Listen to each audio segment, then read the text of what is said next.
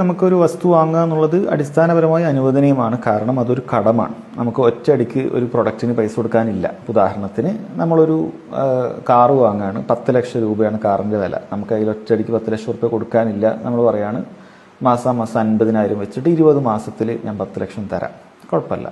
ഇത് കടമാണ്, നമുക്ക് ഓരോ മാസവും 50,000 വെച്ച് തരാമെന്ന ഒരു എളുപ്പം അവർ നൽകുകയാണ്. പക്ഷേ ഇവിടെ മനസ്സിലാക്കേണ്ടത്, നമുക്ക് ഏതെങ്കിലുമൊക്കെ ഒരു മാസത്തിൽ 50,000 അടക്കാൻ പറ്റാതെ വരികയോ അങ്ങനെ മറ്റെന്തെങ്കിലുമൊക്കെ ചെറിയൊരു ഡിലേ വന്നു കഴിഞ്ഞാൽ ഈ 10 ലക്ഷം എന്ന് പറയുന്നത് അതിൽ നിന്നൊരു രൂപ കൂടാൻ പാടില്ല.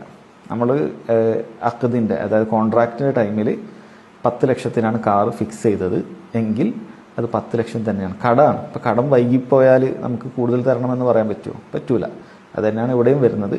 അതുകൊണ്ട് അങ്ങനെ ആരെങ്കിലും വിശാല മനസ്സോടുകൂടി നമുക്ക് അങ്ങനെ ഇളവ് നൽകുകയാണെങ്കിൽ നമുക്ക് എന്ത് ചെയ്യാൻ പറ്റും? അത് അനുവദനീയമാണ്, അത് ചെയ്യാവുന്നതാണ്.